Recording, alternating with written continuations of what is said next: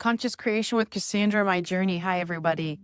I'm not sure if I'm going to post this one, but something that is currently taking place that I would like some understanding is when you've encroached into that phase of your life where you are trying to grow as a spiritual person and become one with the universe more so than we are one with everything that's going on around us. So essentially transcending the human experience to the non-worries and the peace of being a spiritual being. And so when saying that and wondering what the implementation is of being a spiritual being, essentially, in part, we are not connected to our problems. We don't listen to the voice in our head. We are more open than we are closed. And there's a lot of different characteristics of being spiritually enlightened. And those are just to name a few. So if my goal is to be a spiritually enlightened person and be at peace and not be affected too much positively and not be affected too much negatively, for some reason, I don't want to have negative emotion ever.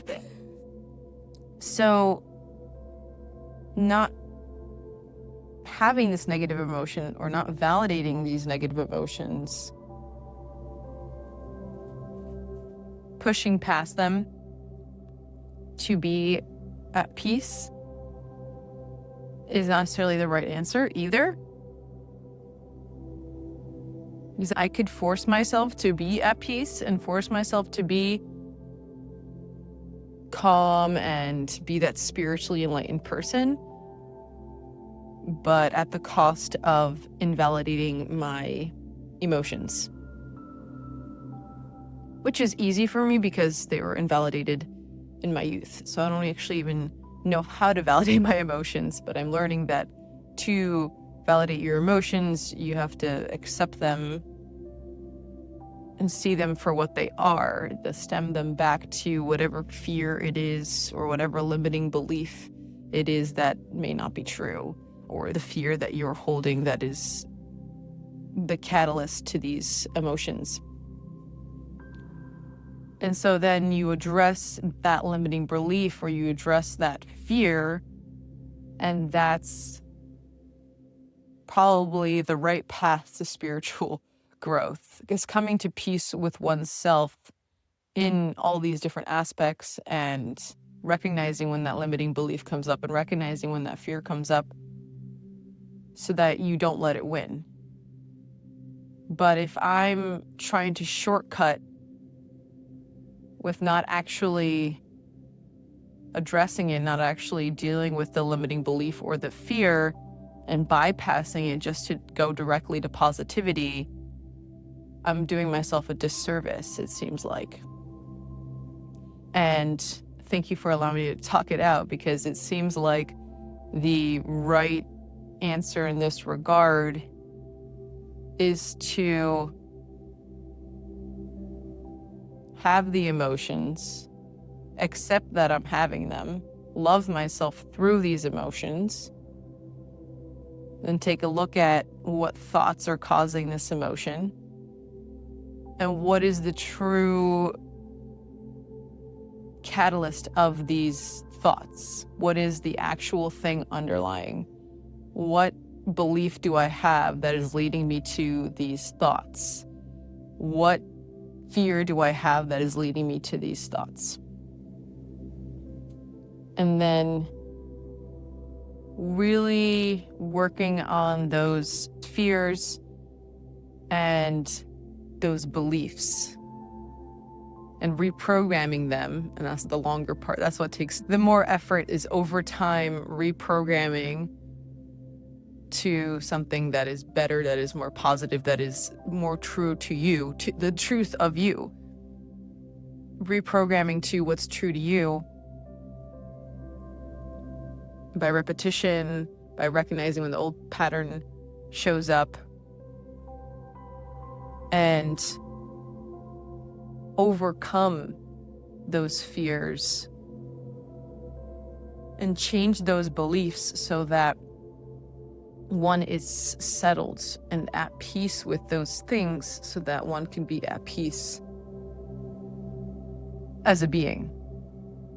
Whereas if you pretend you're not having emotion, if you disregard your emotions, if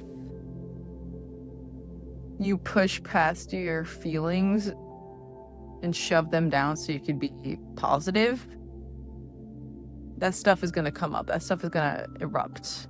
It's still there. It hasn't been addressed.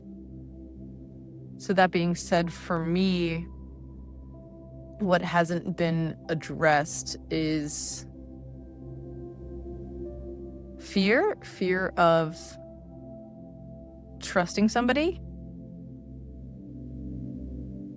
fear of relying on somebody.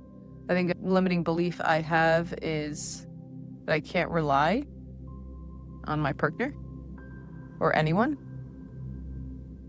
Like, I believe in my core that I can't rely on anyone when I ask them for something or need something. And so I won't even put myself in the position to need to rely on anybody because I'm scared that it won't be fulfilled. So I rather do it myself. So what does that mean for me? What do I need to do about this? What do I do about this? What can I do about this? Asking intelligent questions as opposed to ones that will just keep you in the thought loop. You want to ask questions that will jog your mind to work a solution for you. So, what can I do to help with my fear of relying on people? I guess what I could do with that fear is remember or see the first time that occurred, or the time that I remember that resonates with this occurrence.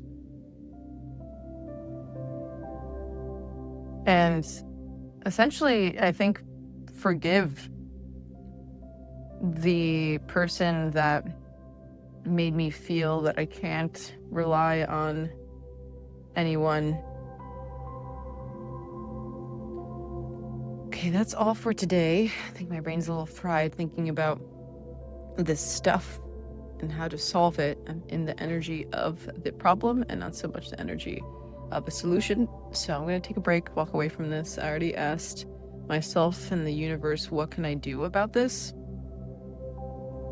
And I'm sure an answer will come to me. And take care.